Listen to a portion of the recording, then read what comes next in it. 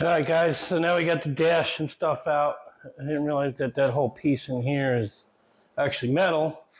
So now we're going to move on to carefully trying to remove this windshield. I'm going to try, people usually use piano wire. I'm going to try braided fishing line and see how that works. Alright, so we got braided fishing line. I'll tie one into a screwdriver. Okay. Not the prettiest, but it'll work.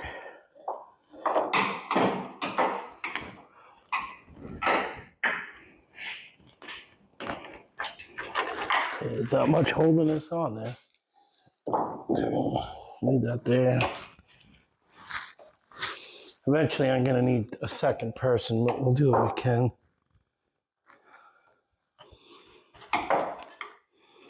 Well, it's braided, so you kind of use it like a saw, even though there's not much going on. Oh, see, it didn't really work. Score it up. I'm going to try and score it a little bit with a knife. There's really not much holding this glass in there, but I don't want to put any pressure on it to cause it to crack. So the more of the seal we can get off, the better off we are.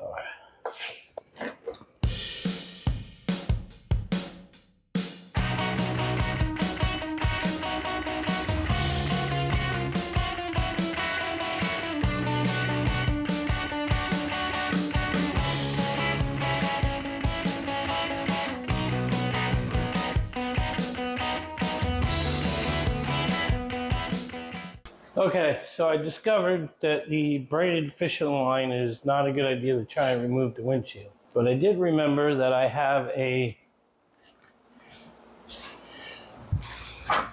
Hobo Freight windshield remover tool, which I don't really trust, but we're going to carefully take our time and try and make it work, because I don't have piano wire and I don't have time to go out and get piano wire. So we're going to scrape and carve and carefully whittle our way around this windshield to get it out. There's that.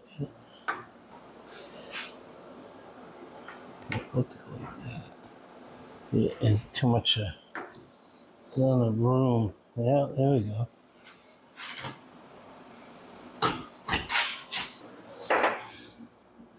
It's getting there. It's gonna take our time, a little at a time. Being careful.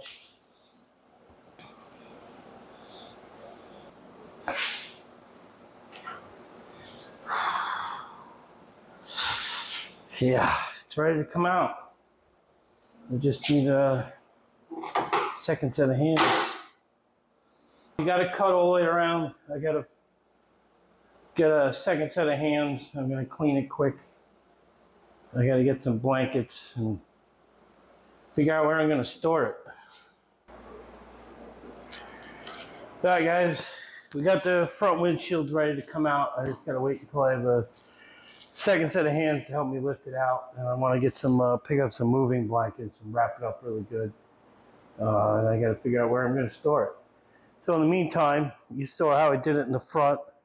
I'm going to take the trim off the back window, cross all my fingers and toes, and hope I don't have to take the back windshield out. This was repaired once 30 plus years ago, so I know the guy that did the repair on it really glued it in there, so if I got to take it out, it's going to be a pain in the butt. So I'm going to shut the sound off. You can just watch. I'm just going to pop the trim off. Same deal as the front. You got to hook the clips and just pop the trim off a little at a time. Work away all the way around and hope to God that there's not any rot holes in Swiss cheese.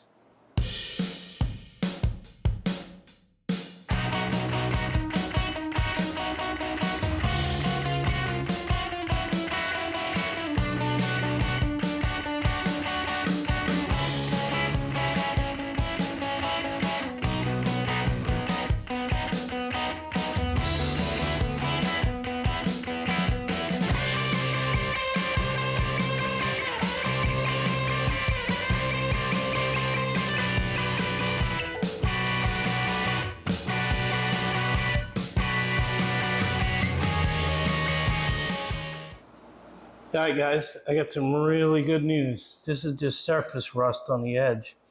But that channel on that rear window underneath where the trunk is, this is just surface rust. Yeah, I didn't even clean it out yet. It is spotless all the way around the windshield.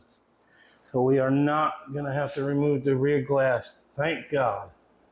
So that's good news.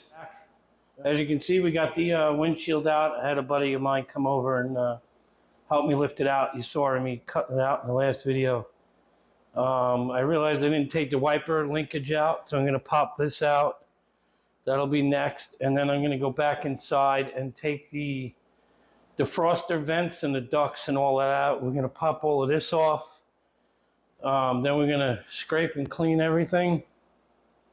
And I'm deciding whether or not I'm going to take all the windows out, because I'm going to be doing some sandblasting. So I think I'm just going to go ahead and continue to take more stuff off, and we'll go from there.